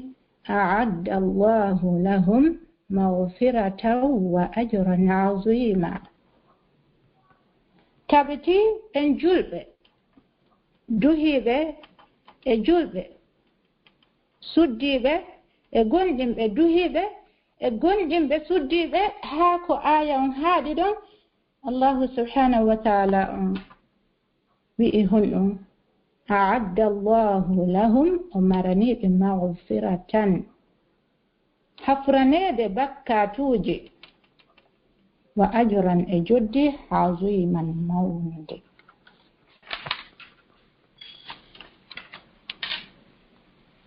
idan ɗum ɗo holli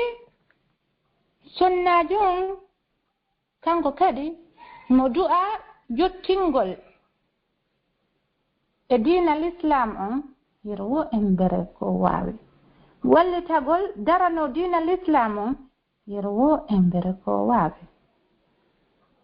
kono soobe ko tawata kon yahi haa suddiɓe ɓen duhiɓe goo konzindira suddiɓe ɓen anana ɓe wi'a wondema ɓe suddiɓe ko du'a ko yoɓe jangu ma ɗum hiɓe yiɗi ɗissaaji.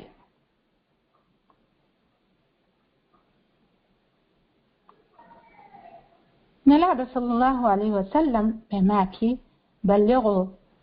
عني ولو آية يتنا نيلان هايسكو آية غوتو كلا أو يتنر في الله ما دون أو إتي صدق في الله ما دون أو ولي توري جلدو ونكو دولة مكودم كلا بلال قال أو ولي توري جلدو kanko kadi o heɓa baraje. Ndaren qissa sonnajo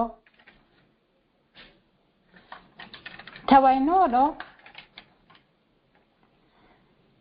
sonnaɓe e duhiɓe buy natri islam sabu makko.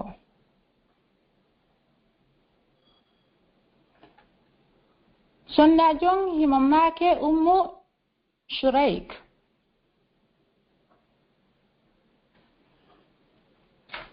resimo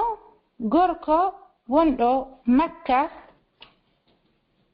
e gorol quraish qabilati quraish. joni noon ɓay allah wonnuli nelaɗo muhammadin sallllahu alayhi wa sallam o sonnajo ɗo o laati himo noddana diina l'islam on haa woodi sonnaɓe boy jawɓe islam on sabu makko. joni noon ɓay kuffar qurayshyankoɓen heferaɓen ɓe andi wonde mahimo noddande islam on ɓe arte ko cuuɗi ɓe tawa ɓe nguuli maɓɓe ɗin naati ko islam ɓe lamdondiri ko hombo woni noddugol ɓe nguuli meɗen ɗin faade e diina muhammad kan ɓe lamdondiri haa ɓe andi ko ummu shurayk on tuma ɓe haldi yo ɓe ƴettumo ɓe nattamo ka yimɓe makko ɓen kanko wona o jeeyaka e Qurayshiyankoɓɓen joni noon ɓe inni yo ɓe ƴettumo ɓe nattamo ko yimɓe makko ɓen ɓe wi'imo min ƴettudema min nattama ka yimɓe maɓen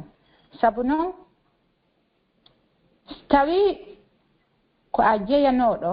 e amen minen Qurayshiyankoɓɓen min waritana kono tawde wona ɗo jeeyaɗa ko nokkugo jeeyaɗa yimɓe makko ɓen ko yimɓe tedduɓe teddinaɓe marɓe doole ɓe huuli warugol sonnajon haa yimɓe Qurayshiyankoɓen e yimɓe sonnajon ukkodira ɓe wi joni ɓe nattu sonnajon ɓe ƴetti sonnajon ɓe ƴawnimo e baɗɗateeri mo annduɗa wona o towal wona baɗɗateeri ɗaatuɗo ko jooɗeteeɗon vraiment sonnajon o sunji kamɓe ɓe ƴawi e baɗɗateeriji maɓɓe ɗaatuɗi joni noon hino woɗɗodiri ko Qurayshiyankoɓen e ko sonnajon hino woɗɗodiri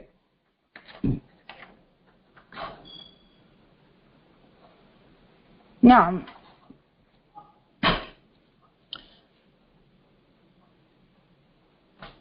ɓe yehi haa nokkugo ɓe wi'i yo ɓe fowto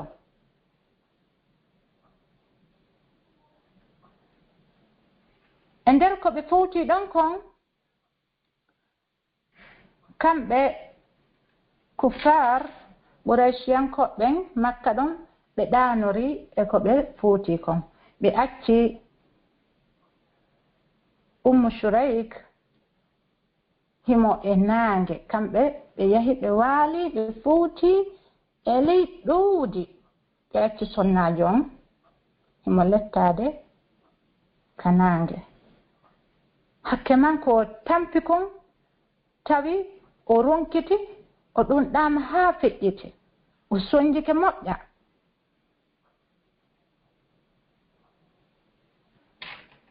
Allahu subhanahu wa ta'ala on itti ka asama ay ala ko o ronki ko wa'itata wa siyon hino mari koyɗe hino mari juuɗe ɗum ɗon junniti ka karaho ka hunduko ummu shurayka ɓe yari haa ɓe ɗon ɗiti junniti go'o ɓe yari itti junniti ɗiɗi ɓe yari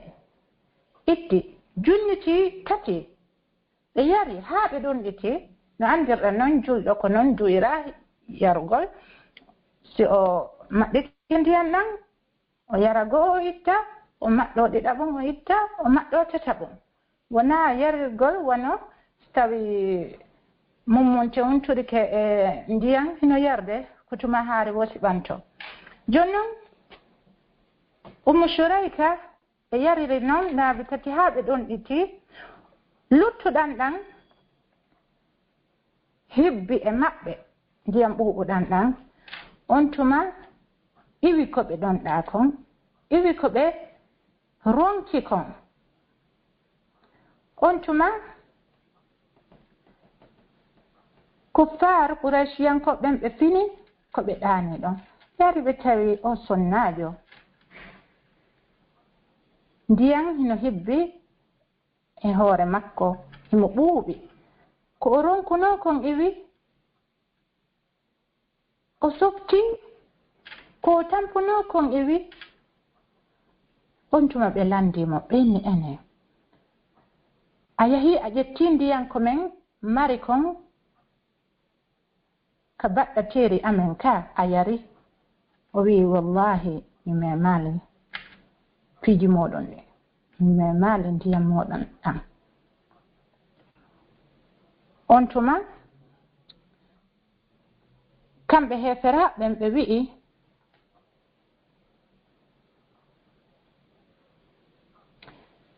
awa ko honno yarirɗa nole ronkere ko wondunoɗa kon e wihi a ɓuuɓi sonnajo on qalat o wi'i asqani rabbi yarnilan juumi an Allah ko fa'alu lima yurid ko waɗowo kala ko faala heferaɓe ɓe wi'i wallahi la in kunti sadiqan inna rabbaki khayrun min rabbina ɓe wi'i ɓe wondiri Allah ɓe gonɗina Allah kono hiɓe wi'ayno wallahi kamɓe kadi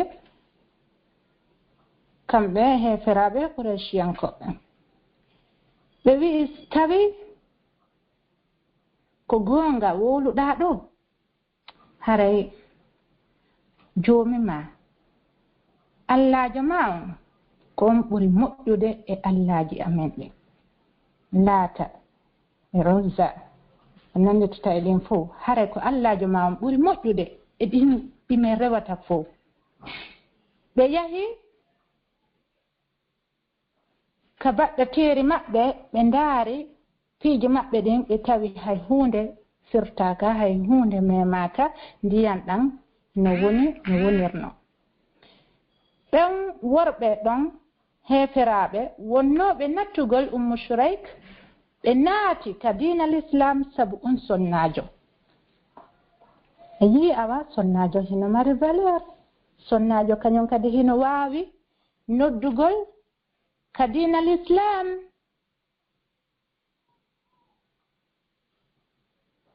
yawmul qiyama sonnaɓe e duhiɓe haray hino takko Ummu Shurayk tawaynoɓe e naatiri diinal Islam sabu on sonnajo ɗon e kadi kala moƴƴere ko ɓe waɗi ɓen naatirnoɓe diinal Islam sabu on sonnajo ɗon Ummu Shurayk ɓe heɓay moƴƴere wanden moƴƴere ko ɓen ɗon heɓuno hara hay goto e maɓɓe witanaka hay hunde Allah won ko hakim ko moƴƴuɗo ko mari ko wona ko lannata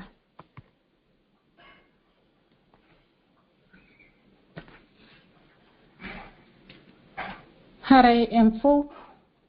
ko yen ɓurtu hulugol Allahu subhanahu wa ta'ala on wakkilo heɓa gikku moƴƴuɗo wakkilo darano diinal Islam on sonnajo on kadi o ɗofto moodi makko o teddina moodi makko o waɗa nder suudu ndun diiƴu ndu tawa si duhiɗo on ari taway himo mari ko fowto himo hawji hutitugol ka suudu makko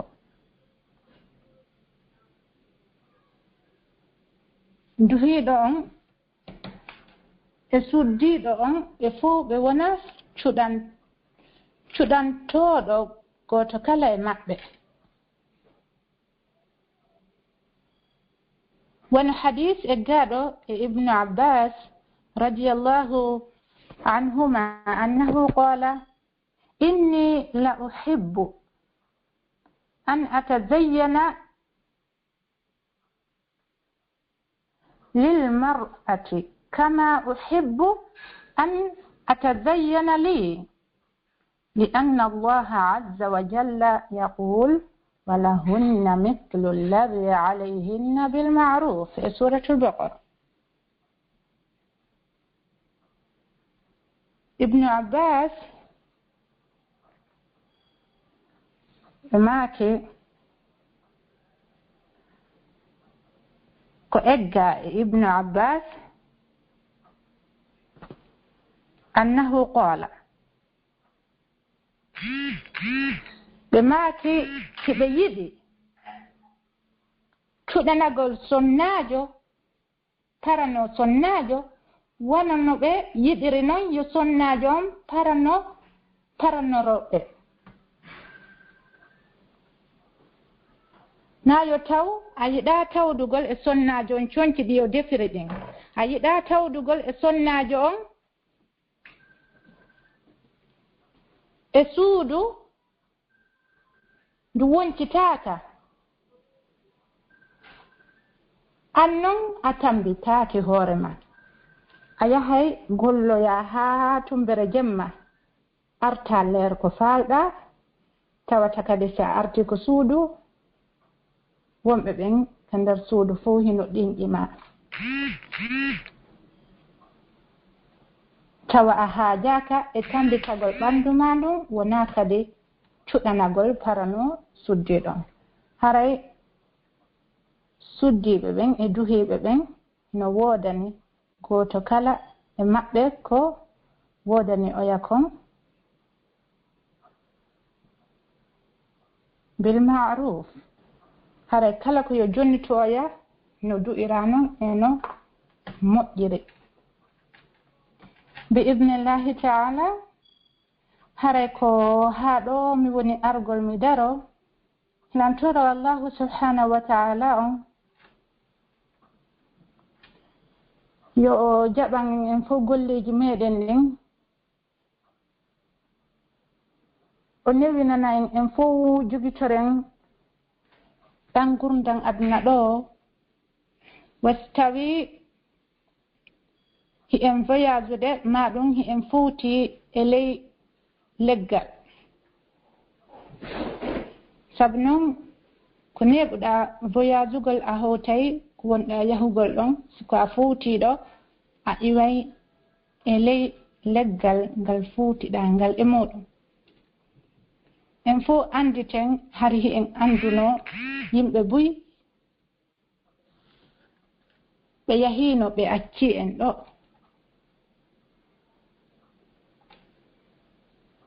buy e meɗen majjaka fi Ustaz Sherif ñandego ko kamɓe wonno waajagol en ñandego ko kamɓe wonno daranagol diinal islam on ɓe hikkike yeeso no ɓen ɗon hikkori yeeso noon har buy no andi ɓe ma buy yi'ayno ɓe ma buy nanayno hito maɓɓe joni noon koko ɓe acci ɓaawo kon ko rikoda ko ɗum ɗon woni ko yi'eten ma futoji ko yi'eten ma ɗum hawa maɓɓe ko naneten amma kamɓe ɓe hikkike yeeso enen kadi ñande goo ko enen hikkoto yeeso lantoro allahu subhanahu wa ta'ala on yo ƴettutu goto kala e meɗen sanga o suɓi en o yiɗi en o yaafi en o windi en natoɓe aljanna haray en fof ko yo wakkilo ne'irgol fayɓe ɓen needi l'islam wa kadhalik ɗo yomi waynito sakkitorde konngol angol hen andi Allah won hino nelduno en jarrabuye o covid-19 coronavirus on ɗum waɗi han jama woni ko cuuɗi confinement on kadi neeɓi wonugol ko cuuɗi neeɓi kono Allah waɗata ko haana ko waɗi wo haray ko ɗum ɓuri moƴƴude ko ɗum ɓuri haanude ko waɗi wo haray sababu muɗum no ton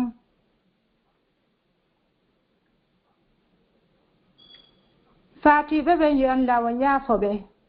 naada ɓe aljanna waɗa ɓe yanɓe shahid enen luttuɓe ɓen wonande hulunoɓe yo Allah won waɗan en ɓurirɗum bakkatuji meɗen o ittana en no newori haray tawi ekkolji fayɓe ɓen fuɗɗitama e leyɗe ko wonɗen ɗon ko yen walluɓe wasi yo ɗen ɓe yoɓe respectu ko laamuuji ɗi wallini kon e leyɗe ko wonɗen ɗon woɗɗondirgol distance on e waɗugol ɓe max on laawol kisal ko laawol peewal e ɓantal kala ko moƴƴi e ko komi yewten ɗo ko immorde allahu subhanahu wa ta'ala on kala fajire ko yuuɗon ngaa sabu noon haray fajireji ɗin hino ɗuuɗi haray ko immorde e yewtuɗon e cheytan lantoro allahu subhanahu wa ta'ala on yo o yaafolan e kala fajiri hum komi waɗi ɗo o jaɓanen en fof golleji men moƴƴuɗe ɗin haray e weltano auditeur et auditrice laawol kisal e équipe maɓɓe on e équipe julɓe ɓen en encourage ɓe kadi yoɓe ɓurtu wakkilagol yo Allah o naɓɓi yeeso radio on wa kadalik e équipe on e équipe ji luttuɗe ɗin fof waɗa barke duɗe ɗen ɗe fof majje o okka ɓe baraji ɗin o waɗana ɓe sadaka ilowo aray mi weltanike ummu habiba nenan isatu woni ɓe sabu jomi waawa howtugol ɗo hannde yo Allah o weltanno ɓe o okka ɓe baraji ɗin o yoɓan on fof ko ɓuri moƴƴude e joddi haa e nenan hajja fatimata ñeppi أقول قولي هذا واستغفر الله لي ولكم فاستغفروه إنه هو الغفور الرحيم ربنا آتنا في الدنيا حسنة وفي الآخرة حسنة وقنا عذاب النار سبحانك اللهم ربنا وبحمدك أشهد أن لا إله إلا أنت أستغفرك وأتوب إليك وآخر دعوتي أن الحمد لله رب العالمين والسلام عليكم ورحمة الله وبركاته. نعم وعليكم السلام ورحمة الله وبركاته يا سيدة ما شاء الله أريني ويلتك فوتو كونا سيدة نون بيالتك درد مقا يعني قلت بيالتك ɗo ɓe artude sayra ɓe artay haray ɓe weltanama ɓe du'anama nene satu en sino ga haray ɓe wawi ittude micro maɓɓe kamɓe kadi e kono haray sayda Fatima yaltinder ga taho nam nene satu aleykum salam wa rahmatullahi wa barakatuh assalamu aleykum wa aleykum assalam wa rahmatullahi wa barakatuh wa aleykum assalam wa rahmatullah الحمد لله ما شاء الله تبارك الله الحمد لله الذي أكرم النساء في الإسلام إن جرني الله عز وجل تدين أصنع بين دينك وكان كتجي الله جوم تبارك وتعالى أسوديك أوي كقادو أولا كقادو أويدني إن جرني الله تدين إن إكادو الحمد لله إن ولتني كنين فاطمة الله توب جوم أسيب ولتنا دس إن ولتني إن آمين haray ɗo ɓe makani en yewtineji labaɗe Allah ɗuɗɗin sifa maɓɓe e meɗen so ɓe yoni en hadis goto mo ɓe maki on hadis khudri on wonde nelaɗo maki sallllahu alayhi wa sallam kala on mo arsiki ɓiɓɓe rewɓe siko goto siko ɗiɗo ha siko tato walla siko bandirawo o ne'imo nedi l'islam o okkitirimo e islam o daranimo haray o heɓi passeport natugol ka aljanna ɗum ɗo ko moƴƴere molanade alhamdulillahi rabbil alamin nde tawno heno ɗuuɗi kadi e communauté men on ɓe tawata ha joni ɓe famali on ɗon hadis si tawi goɗɗo heɓali ɓiɗɗo gorko ma o heɓi wurali ara hiɓe yurminamo bana eɓe inna jaga heɓali gorko o yii donc haray en yiyali hay nokku kadi wano ɓe makiɗi ɗon noon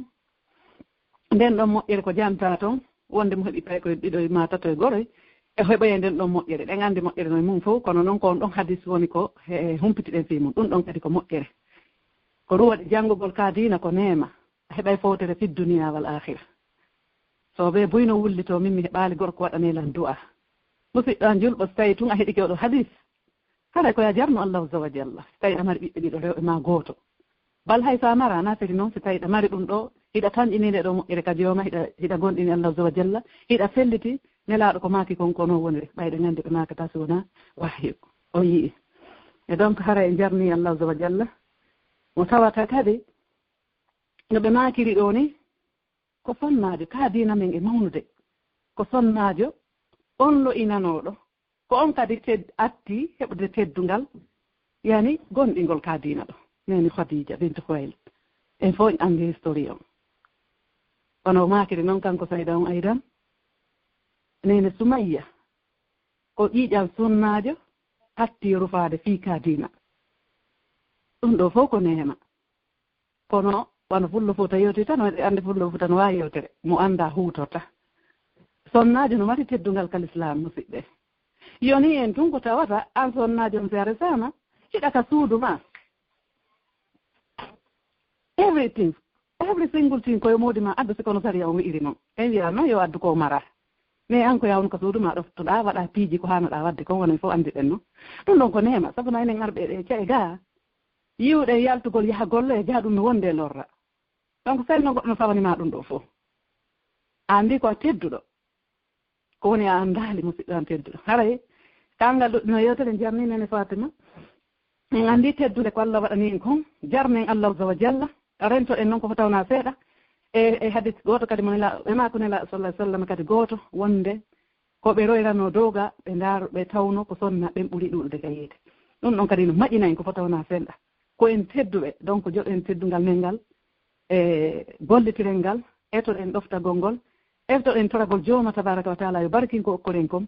yo okke moƴƴire fi duniya akira watan tawaye eɓen ɓe rasul maki hino ɗuuɗi tawoyteɓe rewɓen yani ko ɗum woni ka yiide nden ɗon kadi yewtere hino sen anditinde hiɗen ɓitto kono haray koyen andudo koyen tedduɓe e ɓeɗo ɓe sifanike en ɗum wondude e biddalil qala Allahu taala qala rasulullah alhamdulillah ɓe andano ɓe Allah to hewtiɓe hande andunoɓe tawno wersinde andotoɓe anditi haray ko yamodirɗen ko janggo diina kam sabuna sen jangi ka en faamay ko honto place men o woni piiji buy ko teddinaynoɗa a taway jaka ari koye tampere wonɗa a heɓay fotere fi duniya inchallah fil akhira donc haren to nde janggo ka diina musidɓe wawen andude honto place men o woni wawen ɗaɓɓude ka andanɗa hoorema lannata to en fof en nani kalakhira nawnugol ala to wo nawyugol ala maayugol kadi ala e donc hara yangano ɗen ka andanɗa hoorema ko toon luttata naade yede jannatul firdawsil a'la bid'inillah sonnajo naatiiji boyi kadi woni ko yamira fii naatugol aljanna donc hara ko no ɗum ɗon fof faamike o ka janngugol diina tan hara wakkilo ɗen janngen Allah ɗuɗɗin sifa sayda Fatima e meɗen e Allah waɗu barke maɓɓe e zurriya maɓɓe on e Allah ittanɓe kala ande si tawi ɓe mari ande yo Allah okkorɓe kala moƴƴere daggire nde yilaade hakkunde ɓe kam yo Allah azza wa jalla ittan en nde ɗo nawnar yo Allah barkinɓe e attiɓe e waɗanden oɗo nokku kam moɓodire e faltoɗe ɗiɗo piiji musidɓe julɓe tedduɓe haray mi janni seniɓɓen fof e heeɗi muhadara mi jarni kala julɗo ka woni nder aduna torori Allah yurmede makko nden kala ka julɗo ani Allah jooma tabaraka wa taala ittamo ande kala wonɗo e nemamo Allah azza wa jalla wela yo Allah azza wa jalla duumimo e mum yo Allah azza wa jalla udditan en makkatal mukarrama ya alhamar rahimin ittana e nde nawnare rottana en tranquillité on ɓuuri ka wonno allahumma amin aywa barakallahu fikunna Sayda Fatima niɓɓi haray micro no juuɗe ma nam nene satu haray on kadi on weltanama on du'anama haray Allah subhanahu wa ta'ala on alwara kanko adi haray nan anditina ɓeɗo kadi ko amiraɓe men tedduɓe ne ka lawol kisal ɗo haray ko kamɓene ko occupani en e éducation o inchallahu haray yiɓe watte golle labaɗe yo Allah subhanahu wa ta'ala yoɓɓe ko ɓuuri moƴƴude haray ɗo hande en hatta ɗo bi isnillahi ɓay haray tan en pooɗike seeɗa inchallahu e haray nene Fatima en ɓe sentanto en kadi ɓe yewtano en yewtere goo ko yewiti enen ɓe sonnaɓe sabuna mi sikki tun so tawi haɗa ko enen sonnaɓe kadi woni yewtude ɓuuray wawde nafude enen sonnaɓe ɓen sikko sonnajo ɗimmojo men kadi soɓe haray ɓuuray jentade ɓuuray convaincade ɓuuray suusinde yimɓe ɓen kadi wakkillindo yimɓe ɓen e ɗaɓɓugol diina ka ɗaɓɓutugol kay janngugol ngol soɓe haray min weltike fota min weltanike Sayda Fatima en kono neni sato e kala e naatuɓe accitu golleji mum ɗi naatuta radio lawtu salɗo jentagol bayana on e hawde men yaafini kadi ko retaron waɗno ko seeɗa kono alhamdoulillahi e sago men ko ɗo wonten noon ha bimbi kono nande ɓe haɓɓaɗi e hara hannde en hatta e ɗo bisimillah e hara en weltanike ɓen torki Allah yo Allah waɗanɓe ko mandake maɓɓe ñande yawmal qiyama ñande woni jawɗi ɓiɓɓe haray en kadi ɓe sento kadi ɓe yewtana en fi toujours enen ɓe sonnaɓe e ɓe yewti en hannde teddungal ko sonnajo mari kon bi isnillahi ɓe are kadi ɓe yewta en fi sonnajo e yiite ngen kadi sabuna on anndi piji ɗin ko beeɗe yaada en anndi teddungal men ngal en anndi ko hunɗo waɗtoɗen e inchallahu e bawgal Allah Allah yurminay en okkorayngal janna yo Allah subahana taala hawtiniren fof ka jannatul firdawsil ala haray amme weltiki foto Sayda Fatima en hatta e ɗo hannde haray ɗo min salmina moodi on e paykoy koye fof e musidal ngal fof toon e haray on ɗuftuɓɓen kadi fof salminama haray no min andintirinta noon toujours si tawi hara woɓɓe arino ɓe manki e honno ko fuɗɗorde maɓe natata woɗɗike seeɗa hara inchallahu ɓe wawi yihtade ka page meɗen Laawol Kisal ka Facebook ma ɗum hara ka YouTube hara hiɗi toon haray kadi inchallahu haray bayanaji ɗin fof kadi ari sirte ko Laawol Kisal fi sonnaɓe hisɓe kadi e donc haray ɗon kadi otino wawi yaade o jentitoɗe toon sabu haray nafoore molanade no e ɗum ɗo bisimillah surtout jento ɗon ɗi ha moƴƴa jentino modiɓɓe mon ɓen kadi e worɓe wonɓe ɓen ga kadi yoɓe jentoɗe moƴƴa bisimillah haray nen Fatima o weltanama on to anama haray ɓay jonde men juuti seeɗa yomin accittu on haray sento ɗon bisimillah eni sa toon waɗana en du'a ɗon haray waynodiren ɗo inchallah assalamu aleykum wa rahmatullahi wa barakatuh wa aleykum salam wa rahmatullahi wa barakatuh Sayda Fatima نعم نانا هيستو مودي البركة زيارة من دونما ويلتنام هاي من جون نتيون دعاء رانين دعاء بإذن الله